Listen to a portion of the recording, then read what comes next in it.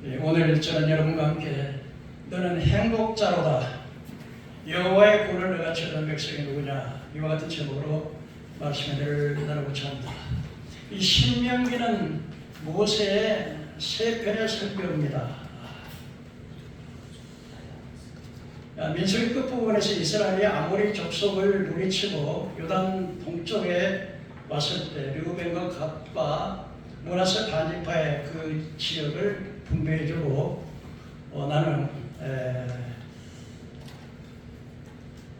모압 평지에 머무는 동안에 세 편의 설교가 바로 신명기 말씀입니다. 이 신명기라고 하는 뜻은 새로운 법령이다, 두 번째 율법이다.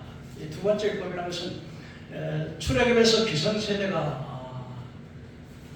가나안 땅에 여호수아 갈렙 두 사람 제하고서 다 40년 동안 세상을 떠나고 그리고 제2세들에게 다시 한번 이제 이 세대는 그 율법을 듣지를 못했습니다. 시내산에서 출애굽한 기성세대들은 하나님의 인자하심으로 불이 번쩍번쩍하고 시내산에 막 하나님의 음성이 들리고 직접하고 그때 직접적으로 율법을 설교를 들었지만 이 세대는 그 설교를 듣지 못했기 때문에 다시 한번 그 2세들에게 모세가 설교를 하는 것입니다. 그래서 새로운 명령 또 두 번째 율법 그렇게 말씀을 하고 있습니다.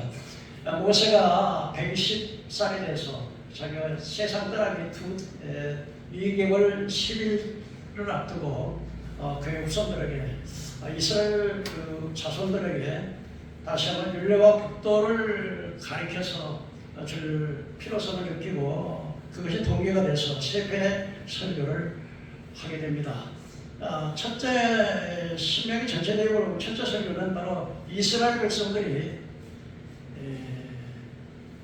그 2세들에게 말을 하는데 이제 출애굽에서 나왔던 2세 기성세대들에게 그들이 왜 40년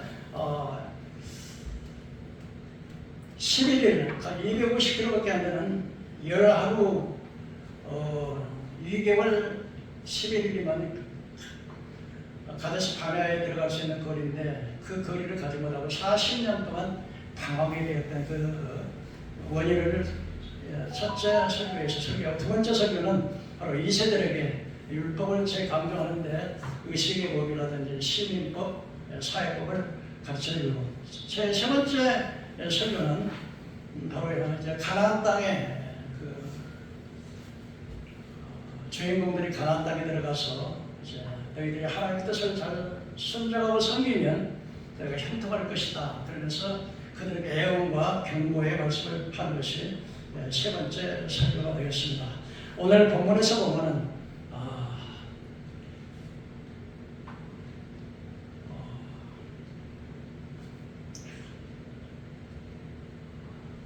이스라엘인들은 행복자로다. 구원을 너같이 얻은 백성이 누구냐?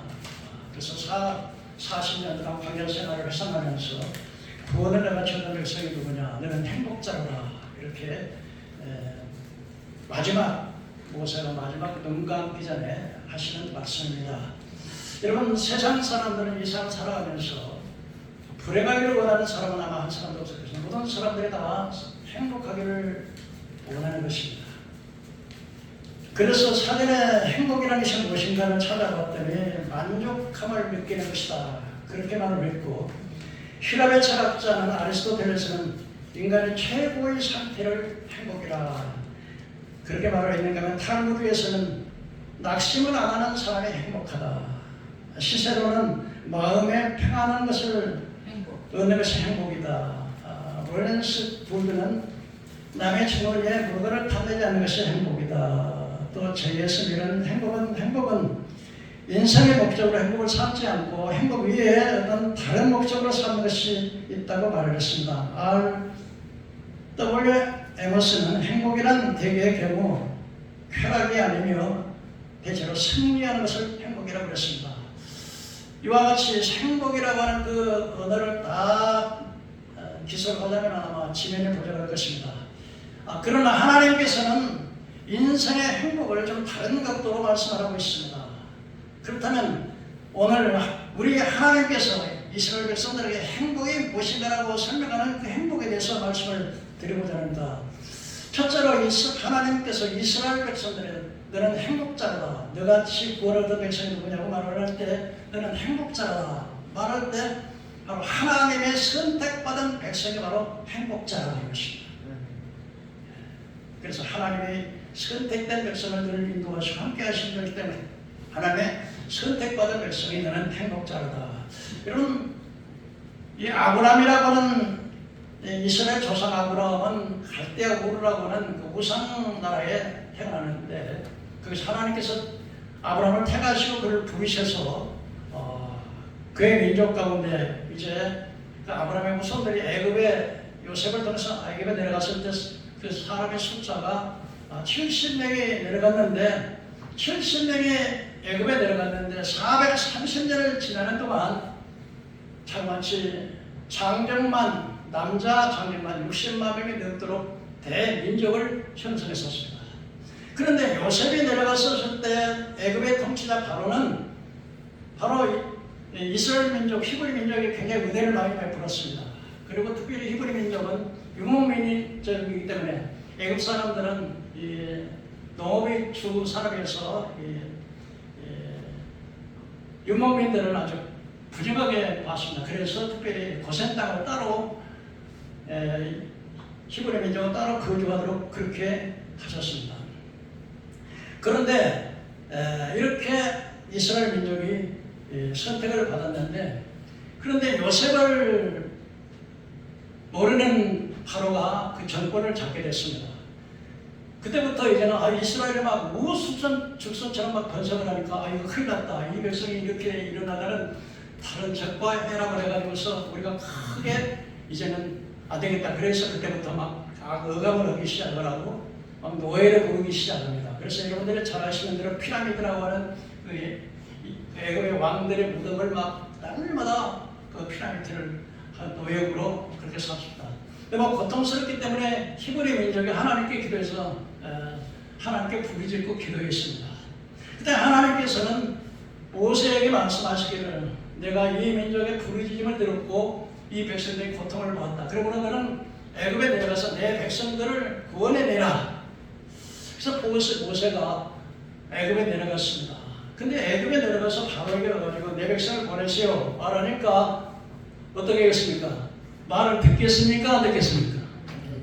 예? 예, 노예인데 노예를 왜 넣으라고 했습니까?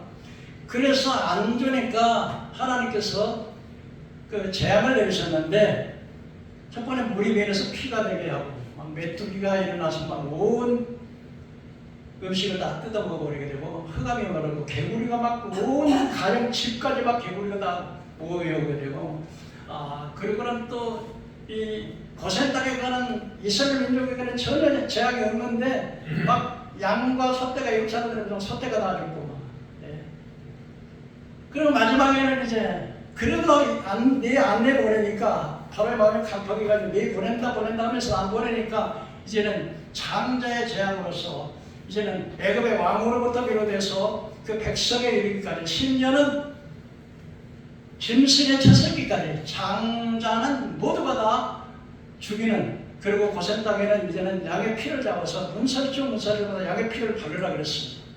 그래서 천사가 와서 밤중에 나와가지고 이 재앙으로 애굽 사람의 장자를 칠 때 피가 발려진 그 집은 넘어갔습니다. 그 집에 도둑놈이 되었건 뭐가 나쁜 놈이 있으면 그건 보지 않고 피가 발라진 그 집만을 지나갔습니다.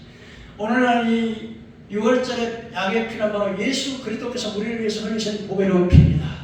그렇기 때문에 우리가 좀 부족하고 연약해도 피가 있으므로 피를 볼 때 재앙이 넘어가는 것처럼 예수의 십자가의 보배 피, 나를 위해서 예수님께 나 같은 죄에 위해서 죽으셨다는 사실을 믿고 그 피를 마음에 믿으면 구원을 받는 겁니다. 이렇게 해서 이제 하니까 장자가 그러니까 애굽에는 막 통곡소리가 천지를 진동할 거 아닙니까? 왕의 장자부터 백성에 이르기까지 심승의 첫 새끼까지 전부 죽으니까 막 통곡소리에서 애굽의 그 신하들이 왕이 가서 큰일 났습니다. 이거 우리 나라가 지금 이게 망한 걸 왜 왕이 하지 못하시면 빨리 보내십시다 해가지고 그때 이제 그 노예를 살던 애굽의 백성들이 430일 만에 70명이 내려갔던 애굽의 사람들이 4년 만에 남자만 20만이니까 보통 300만이 넘는 민족이 이제 나오게 됩니다. 그래서 나함사에서 출발해서 석곳을 지나가지고 홍해 맞은편에 왔습니다. 맞은편에 와서 장막을 치고 있는데 마음이 변했어요. 애굽의 바로왕이. 그래가지고는 마병을 이끌고 불같이 또 이제 그들을 붙잡으려고 쫓아보니까 이 광경을 바라봤던 이스라엘 민족들이 혼비백산이 돼가지고 막 두려워 떨면서 모세에게 말합니다. 아니 왜 우리를 가만히 놔두지? 왜 우리를 보내가지고 저 사람들 다 죽게 하느냐? 그때 모세가 말하기를 두려워하지 말고 믿기만 하라. 한번 따라해 보실까요? 두려워하지 말고 믿기만 하라. 그런데 막 불같이 막 쫓아옵니다. 병거로 막. 근데 이스라엘 백성들은요 남녀노유하고 또 소와 양떼를 끌고 빨리 못 가잖아요. 근데 하나님께서 모세에게 손으로 지팡이를 내려치라. 가르치라. 지팡이를 내려치자. 홍해물이 양쪽으로 쫙 갈라지고 길이 난 거예요. 이스라엘 백성들이 거리로 막 갑니다. 이스라엘 백성들이 거의 막 저쪽으로 갈 때 막 애굽의 마차들이 막 병거들이 막 거리에 날아오니까 하나님께서 이 밤이라 구름기둥을 갖다가 이렇게 딱 세워 뒤에 애굽에 있는 쪽에다 구름기둥을 딱 세우니까 캄캄하니까 마차끼리 막 부딪혀가지고 막 무너지고 이스라엘 백성들은 거의 남았는데 그들이 이스라엘 여호와께서 우리를 치신다. 그런데 이스라엘 백성들이 저 홍해바다를 건너갈 때 다시 지팡이를 탁 가르치니까 물이 확 합해가지고 이스라엘 백성들은 구원을 받고 애굽의 모든 군대는 홍해바다에 참사되고 다 죽었던 것을 성경에서 우리가 기록을 하고 있는 것입니다. 그래서 이제 홍해를 건너고 이제 이스라엘 백성들이 이 시내산까지 가는데 약 2개월 동안 걸렸는데 그 시내산에서 율법을 받는데 막 하나님께서 시내산에 임재하고 막 번개가 내서 막 여러분 천둥 번개가 막 내려 번쩍번쩍하면서 막 여호와의 음성이 직접 들리는 거예요. 하나님의 음성이 막 들려요. 막.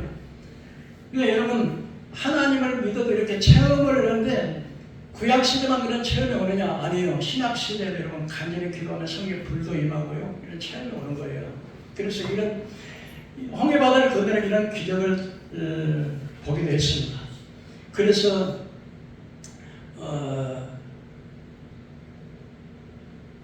이스라엘 백성들이 광야 2개월 열흘이면 갈 수 있는 거리인데 그들에게 그리 원망하고 불평함으로 말미암아서 하나님께서 신명기 32장 10절에 11절에 여호와께서 그 황무지에서 짐승에 부르지 않는 광야에서 만나시고 호위하시고 보호하시고 눈동자같이 지키셨도다. 마치 독수리가 자기 보금자리를 어지럽게 하여 자기 새끼에 너풀거리며 그 날개를 베며 그 새끼를 받으며 그의 날개 위에 그것을 엎은같이 여호와는 홀로 그들을 인도하셨도다. 광야를 인도하는 동안에 하나님께서 이스라엘 백성들을 독수리같이 훈련시켰습니다. 여러분 독수리는 집을 짓 때 어디에 짓죠? 산꼭대기. 절벽 높은 절벽이다 절벽.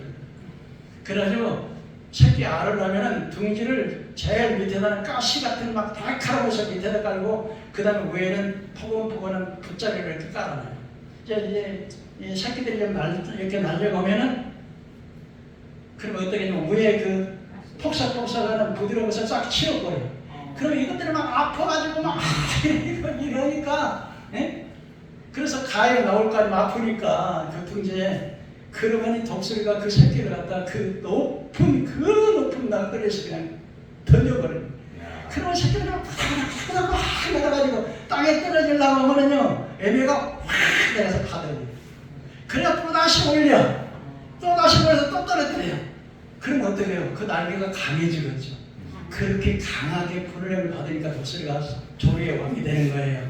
그래서 이스라엘 백성들을 그렇게 훈련시키셨다. 그렇게 지금 말씀하고 있는 겁니다. 그래서 40년 동안 그래서 너는 행복자로다. 그거를 너같이 했던 백성이 누구냐? 근데 이스라엘 백성들은요 만나와 미추라기 구름기둥 불기둥 홍해가 갈라지고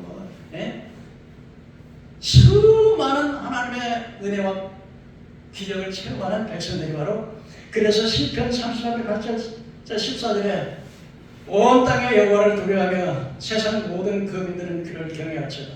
그래서 이스라엘 백성들은요 특별하게 세계 만민 가운데 여러분, 우리가 아담과 하와가 죄를 짓고 난 다음에는 모든 인류는 하나님 앞에서 영이 죽고, 그다음 죄로 말미암아서 이제는 저주를 받고 자꾸 귀신의 노예가 돼갖고 살아가는, 그러다가 지옥 가게 될 수밖에 없는 그런 것이 인생의 운명인데, 세계 열방 가운데 온 세상 천지에서 특별히 이스라엘 백성들을 선택해서 너는 내 백성 삼으시고 수많은 기사와 기적을 경험하게 했던 것입니다.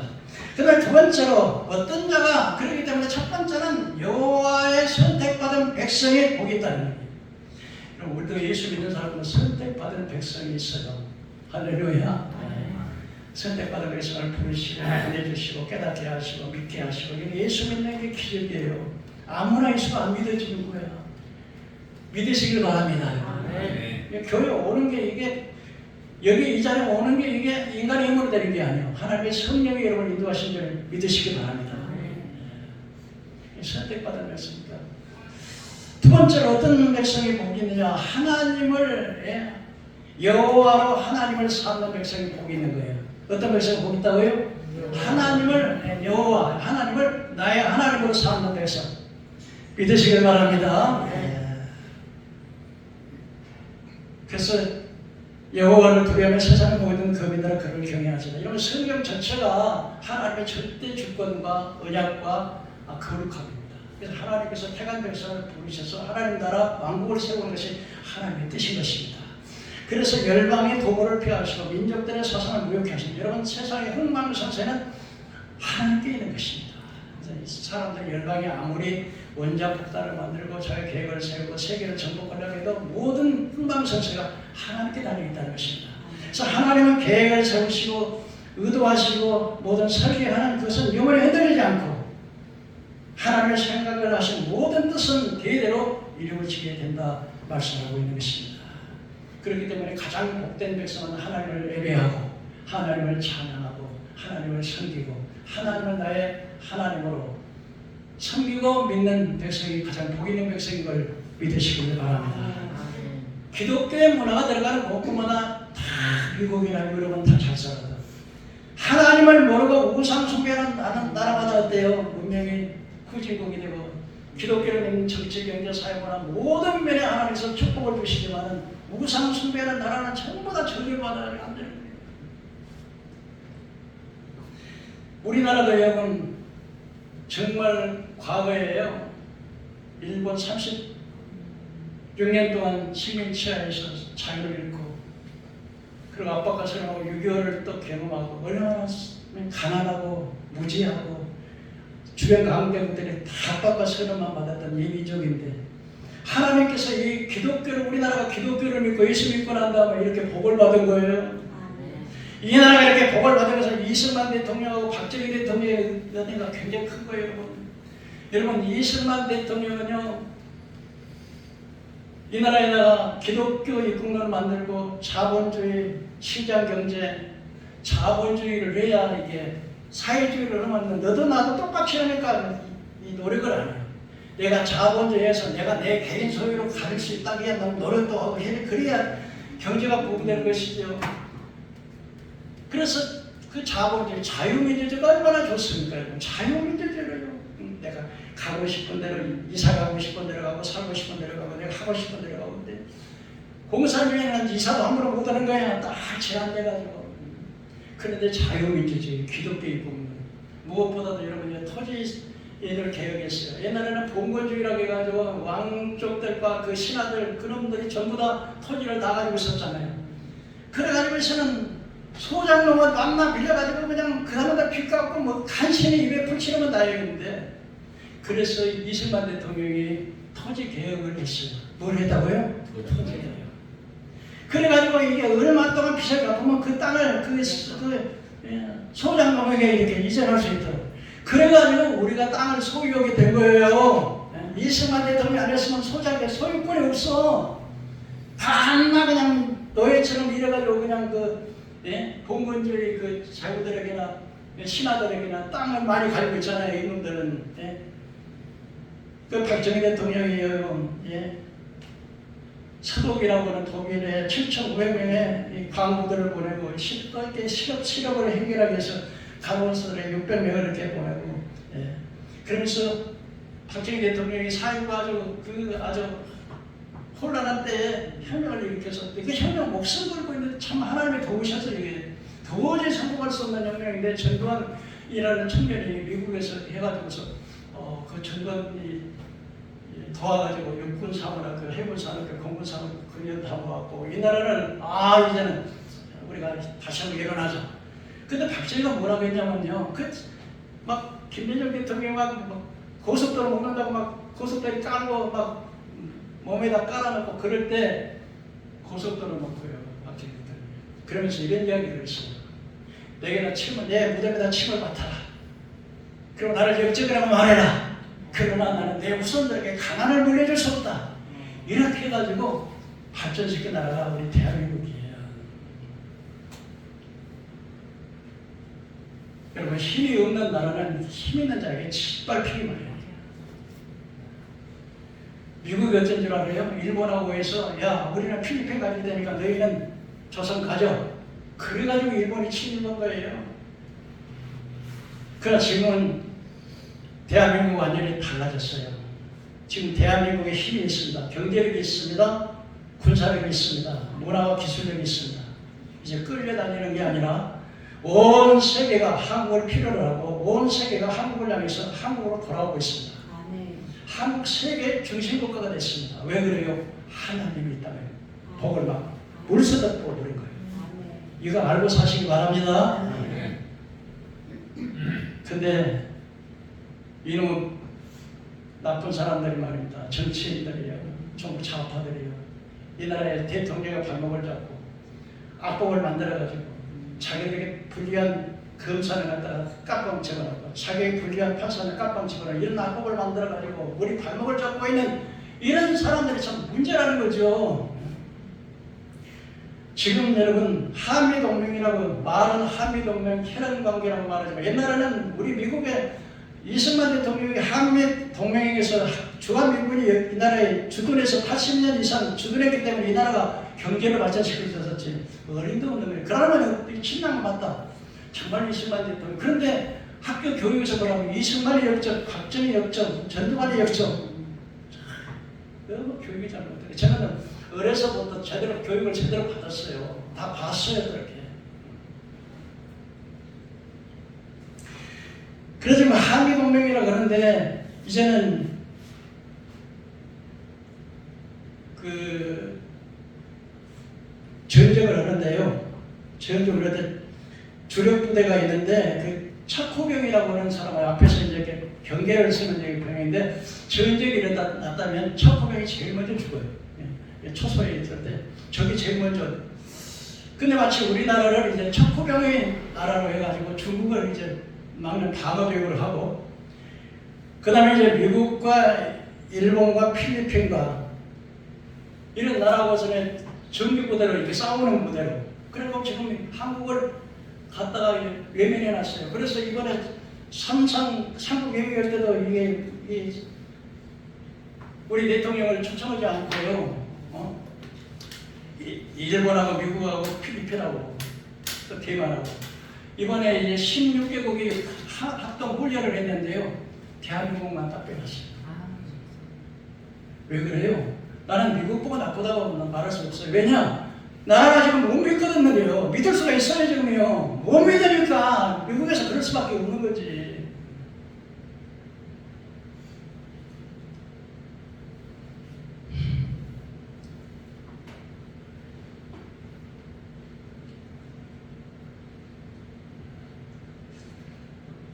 그래서 지금 지금 미국에서는요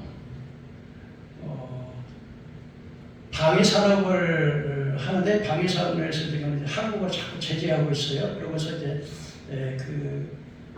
일본하고 대만하고 일본하고 이제 미국하고 일본에다 방위 산업을 자꾸 성장시키고 한국은 방위 산업도 이렇게 못하게 하고 기술도 자꾸 제재하고. 그리고 특별히 반도체라고 하는 반도체가 중요한데 반도체도 이제는 대만과 일본을 합해가지고 자꾸 한국을 누르고 있어요. 근데 어떻게 보면은 이 트럼프가 자꾸 이제 미군 철수 막 방위비를 막 5배로 올려달라. 그러니까 우리나라에서는 옛날같이 그냥 끌려다니는 것이 아니라 그러면요 이 정부에다 청평에 그 미군들 공짜로 쓰는 그 땅값 내놔라. 이렇게 나온다 하더라고요.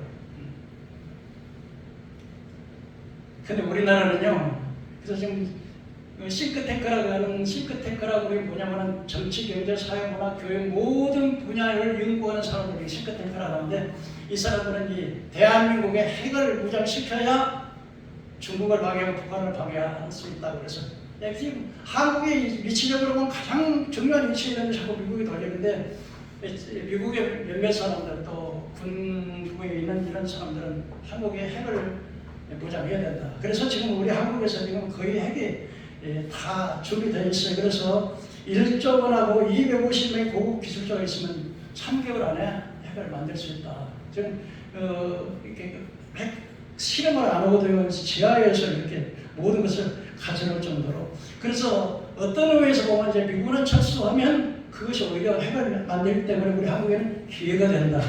이렇게 말하고 있습니다.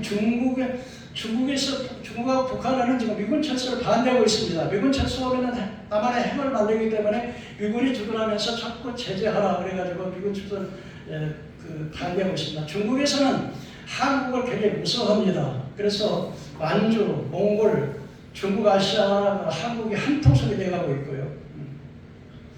유럽과 중국과 아시아, 아프리카 세 개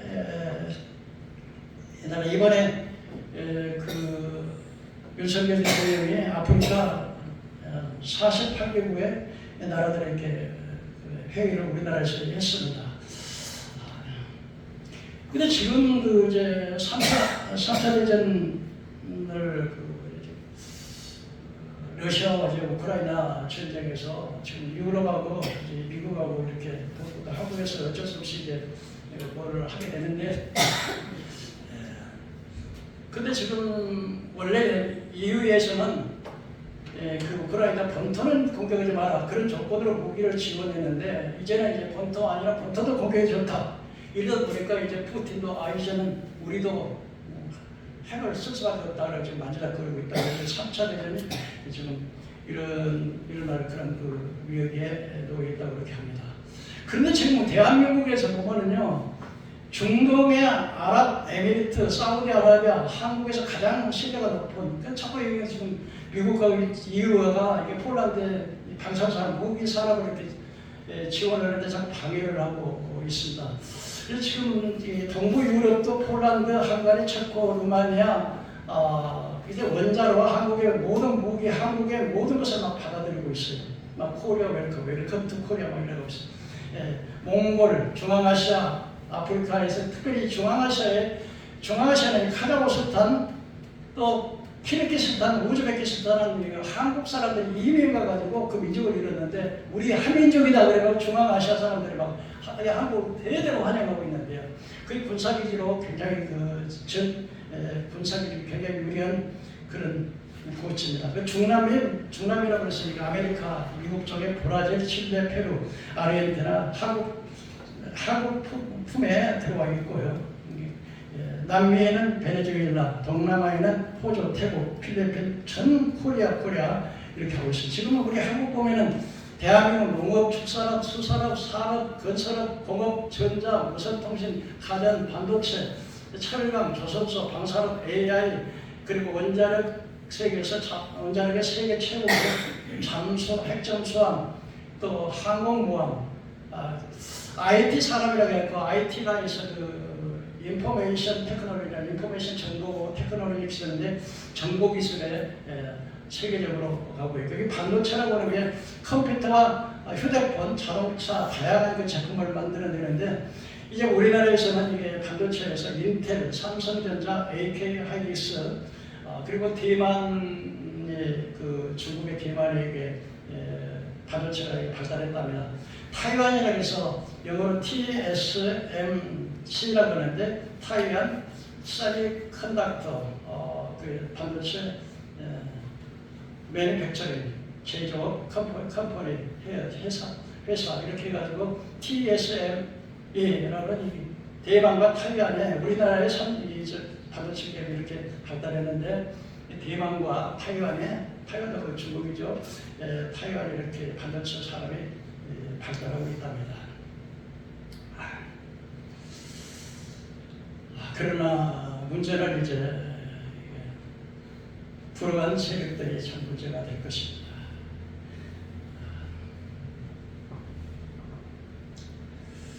모세가 40년 광야 생활을 회고하면서 이스라엘 2세들에게 너는 행복자로다. 구원을 같이 얻은 백성이 누구냐? 이스라엘 백성들은요 끊임없이 불순종하고 원망불평이에요. 불순종, 불신앙, 원망불평.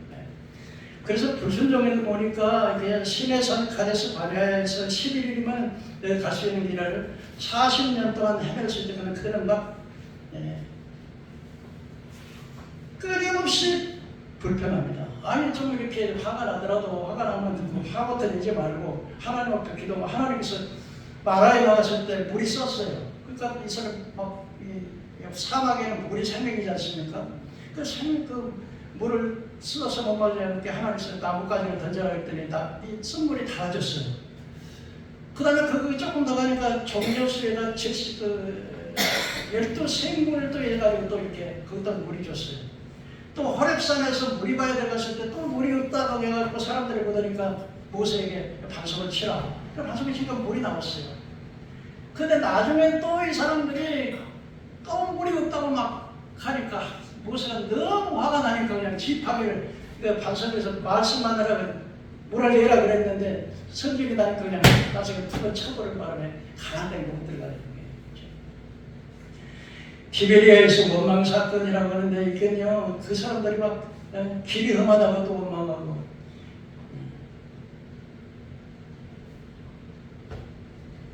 한 달 동안 한 1년 동안 이렇게 만나를 먹었는데 이스라엘 백성이 울면서 모세에게 나와가지고서 우리가 그냥 애굽에서는 마늘도 먹고 얘도 먹고 그냥 고기도 먹었는데 매일 이 닭한 식물 이 만나만 가지고 막 홍보라고 울고 막 원망하니까 하나님께서 모세에게 모세야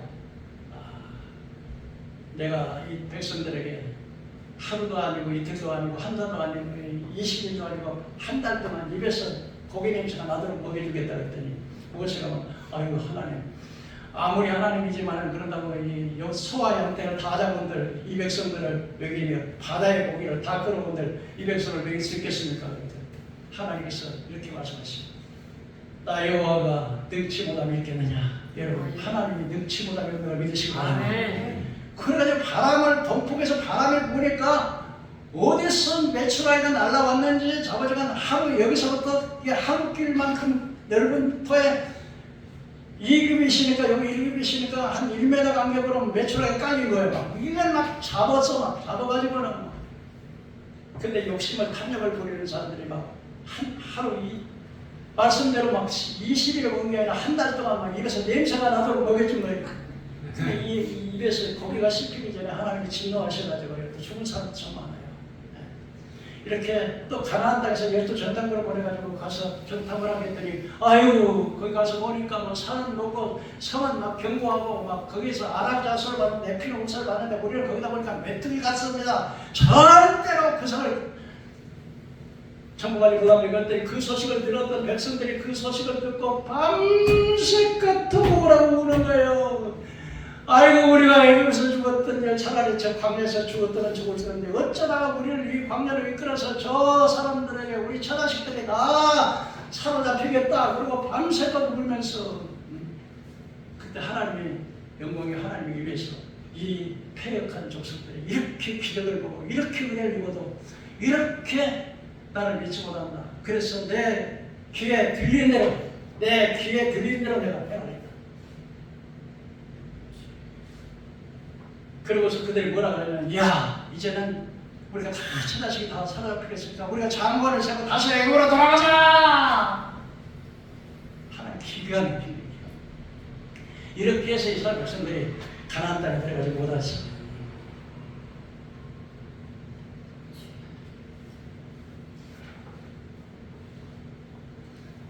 우리나라도요 2022년도에 GNP가 얼마였냐면요.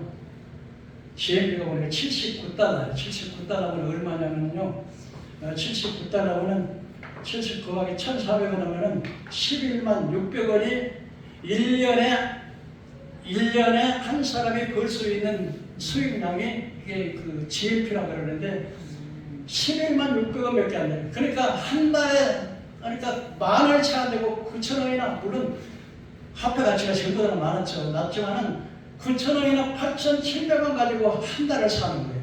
근데 지금은 달러가 한 그 1인당 GNP가요 4만 달러. 4만 달러면 얼마냐면 한 사람께 한 550만 원 정도 되는 거예요. 한 매달 한 달. 근데 지금 돈 많이 버는 사람은 막 1,000만 원, 2,000만 원, 뭐 의사들은 보통 막 3,000만 원, 뭐 4,000만 원, 3,000만 원, 4,000만 원인데 부족하다고 자꾸 막 대보고 그러잖아요. 이렇게 하나님께서 막 이 땅에다 막 복을 막 부어버렸어요. 그래도 불구하고 이 민족은요 은혜를 감사할 줄 몰라. 여러분 감사가 여러분 되기를 바랍니다. 감사할 줄 몰라. 여러분 대한민국의 상위적 나라 아까도 말한 전 세계가 대한민국을 환영하고 대한민국의 물건을 받고 대한민국의 무기를 받아들이고 막 코리아하고서 막 러시아도 지금 옛날에는 구소련이 있을 때는 남극 북한에 침략해가고 북한 주둔하고 막 요격 일으켰지만 지금의 푸틴은요 오히려 막 핵잠수함 막 항공모함을 하는 기술을 다 가르쳐주고 저 시베리아 불판을 우리나라하고 개발을 하고 그러고 막 사할린도 막 우리가 같이 개발해가지고 하자고 그러고 우크라이나 전쟁 때문에 지금 못 오고 있지만 이렇게 전 세계 항구를 하고 있는데 한국에는 그래서 지금 한국에 보면 수려한 산천에다가요 이 식물의 종류가 한국에 얼마냐면 자그마치 5,000종인데요. 얼마라고요? 5,000종인데 그 중에 식료품으로 들어가는 그 식물이 2,600종. 그 다음에 약으로 쓰는 것이 1,200종. 전 세계적인 식물을 다 모아도 우리 대한민국의 식물 하나를 못 담아요. 그만큼 많아요 이렇게. 그런데 절반 이상이 전부 다 약용으로 쓰고 식용으로 쓴다는 거죠. 여기서 약초도요, 이 쑥도 외국 가면 쑥은 너무나 독해서 약도 안 되고. 그런데 우리나라의 쑥은 얼마나 약이 되고 또 식용으로 사용하고 약초도 되고요. 근데 희한하게요, 인삼 같은 것도 외국에다 옮겨 심으면 약초가 안 된다는 거예요.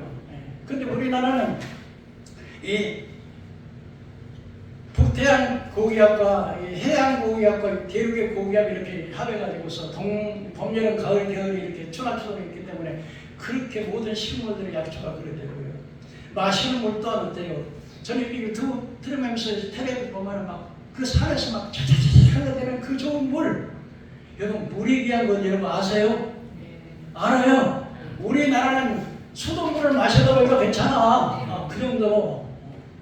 근데 외국에서 이 석회수가 나와가지고요. 물도 막 못 마셔요. 시장에 가면 가게에 가면 식료품이 넘치고 백화점에 의류가 넘치고요. 편리한 교통수단, 지하철, 버스, 비행기, 택시, 고급 호화로운 주택. 재미교포가 한국에 와서 보니까 호강에 똥 싸는 한국이에요. 호강에 똥 싸는 데야. 그렇게 복을 받았는데 그래서 이렇게 해야 돼요.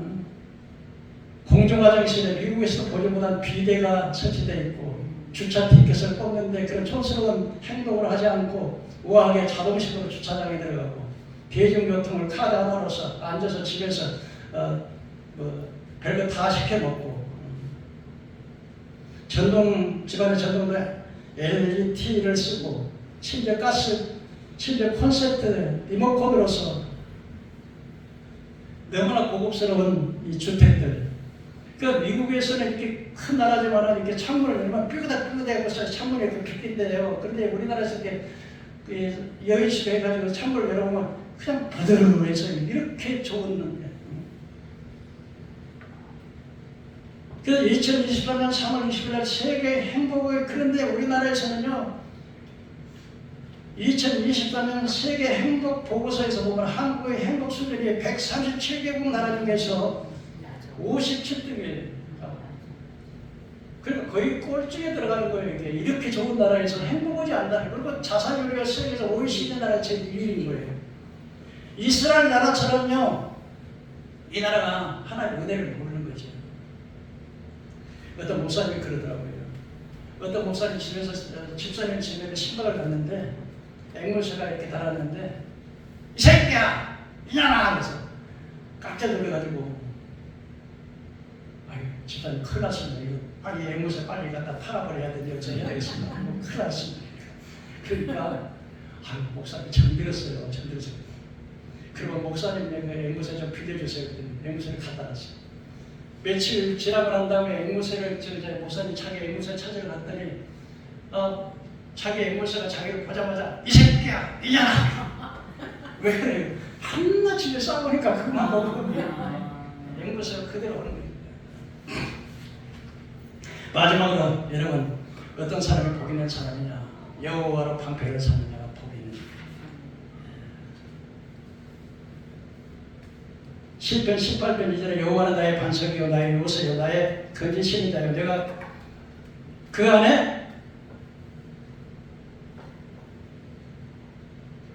바위시요 나의 방패시요 나의 구원의 뿌리로다. 시편 91편에 보니까 내가 그를 사랑한 내가 그가 나를 사랑한즉 우리 하나님이 우리가 하나님을 사랑한즉 내가 그를 건지고 내 이름을 안즉 그를 높이고 영화롭게 하리라. 환난 때 내가 저를 건지고 기도를 들을 것이며 장수함으로 그를 만족해 하고 그리고 여호와의 구원을 보리라. 여러분 사람들이 장수하면서 복이라고 생각하는데요. 맞습니까?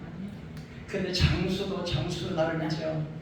병 들어가지고서 장수하면 그게 무슨 복이겠어. 자기도 힘들고 가르치는 것도 힘들고 그 다음에 이제 그냥 은퇴해가지고 할 일이 없어가지고 바로 왔다나 식구들이 부담가면 그런 장수가 뭐가 복이 있겠어요.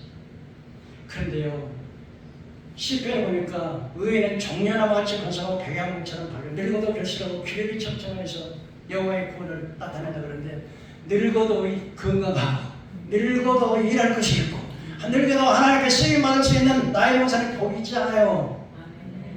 그거의 복이에요. 그 복을 하나님이 주시겠다는 거예요.